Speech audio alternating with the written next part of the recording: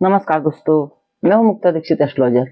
आज हम बात करेंगे होली का पर्व आ रहा है और होली में हम क्या टोटके या क्या प्रयोग कर सकते हैं जिससे कि घर में सुख समृद्धि की प्राप्ति हो।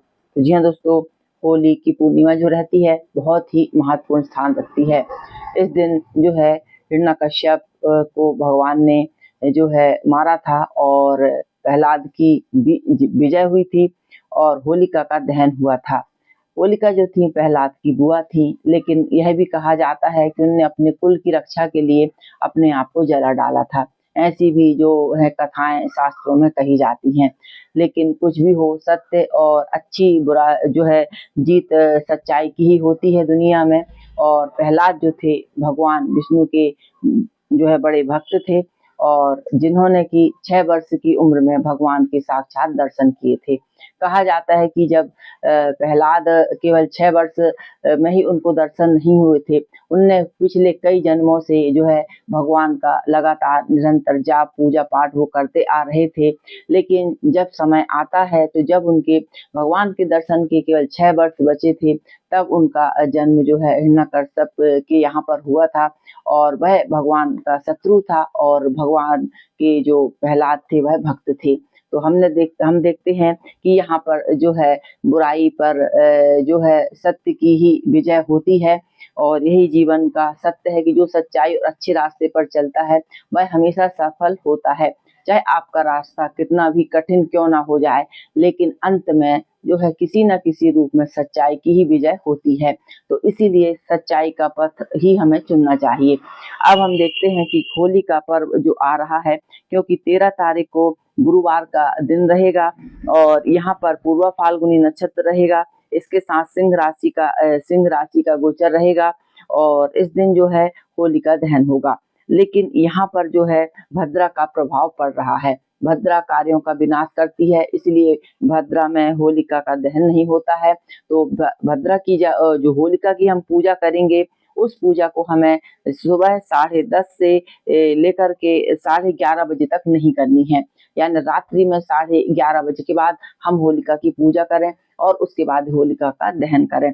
तो यह जो है समय आपको विशेष तौर पे याद रखना है कि रात्रि में 11:30 बजे के बाद ही होलिका का दहन करना है।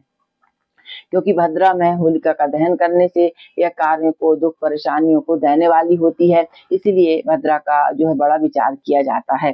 तो अब हम देखते हैं कि होली के बाद जब हम होली जलती है उसके पहले कुछ प्रयोग टोटके उपाय करते हैं ताकि हमारे घरों में सुख समृद्धि शांति बनी रहे। तो यहाँ पर सबसे पहला उपाय मैं आप लोगों को बतला रही हूँ।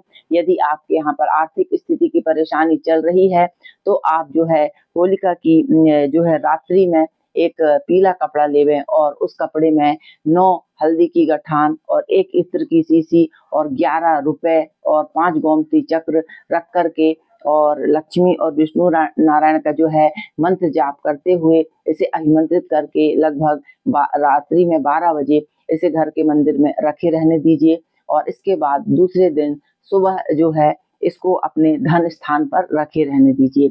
ऐसा करने से जो आर्थिक स्थिति आपके उतार चढ़ाव होते हैं वह दूर होते हैं और धन का संचय होता है। तो यह प्रयोग आप अपने ऑफिस में भी कर सकते हैं और अपने घर की तिजोरी के लिए भी कर सकते हैं। तो जहां ऑफिस का कैश बॉक्स है वहां पर यह आप करके रख सकते हैं।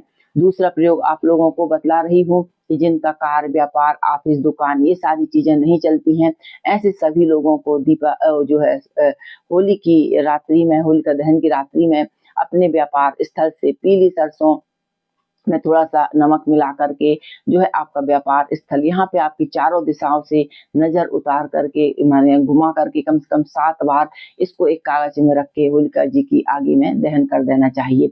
ऐसा करने से नज़र टोने टोटके से आपके कार्य व्यापार स्थल की रक्षा होती है।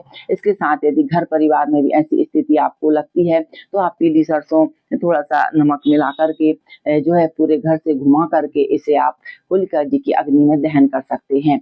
तीसरा उपाय आप लोगों को बतला रही हूँ, क्योंकि मनुष्य जीवन में भी नेगेटिव एनर्जियों का प्रभाव चलता रहता है, जिसके चलते होली हमें रक्षा का सूत्र देती है। और होली के दिन यदि हम एक पान का पत्ता लेते हैं और उसमें 2 लौंग रखते हैं, बतासे रखते हैं, थोड़ा-सा गुड़ रखते हैं और इसके साथ थोड़ा-सा उसमें घी डाल करके और अपने सिर के ऊपर से जो है 7 बार उतार के और इसको जो है होलिका जी की अग्नि में आप डाल सकते हैं, क्योंकि उस समय कह दिया जाता है कि जो भी परेशानी है सारी दूर हो और होलिका जी की अग्नि में जो है जाकर के समाप्त हो जाए। ऐसी प्रार्थना करते हुए आपके घर के परिवार के जितने लोग हैं, उतने पान और उतने जोड़े इस प्रकार से बना करके नज़र उतार करके आप जो है होलिका जी की अग्नि में दहन कर सकते हैं। इससे हमारे शरीर और मन की रक्षा होती है, नेगेटिव एनर्जी दूर होती है। तो यह 3 बड़े बहुत ही सरल प्रयोग मैंने आपको बताए हैं, जो आप बड़ी आसानी से कर सकते हैं। और इसके साथ यह भी कहा जाता है कि जब होलिका दहन होता है, तो दूसरे दिन होलिका की राख लगा करके जो है थोड़ा-सा पानी में डाल करके इसका स्नान ज़रूर करना चाहिए। ऐसा करने से हमारे शरीर पे किए कराए जो भी चीज़ें रहती हैं, नेगेटिव एनर्जी रहती हैं, ये सारी चीज़ें दूर होती हैं और नकारात्मक ऊर्जाएँ जो रहती हैं, सारी दूर हो जाती हैं। और होलिका होलिका जो का त्योहार जो कहा गया है, वह राहु को जो है बहुत पसंद है।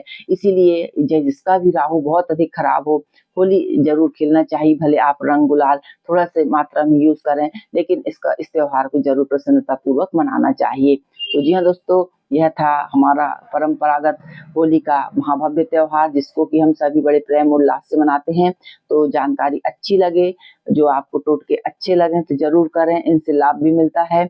और चैनल देखने के लिए धन्यवाद। और आप जानते हैं कि हमारे कार्यालय से जन्म कुंडली, हस्तरेखा, रत्न वास्तु के साथ-साथ शेयर मार्केट एस्ट्रोलॉजी में आप gold, silver, Nifty bank, crude oil in सभी के दैनिक, वीकली, मंथली प्रेडिक्शन ले सकते हैं, टाइम फ्रेम जान सकते हैं, लेवल्स भी आप जान सकते हैं।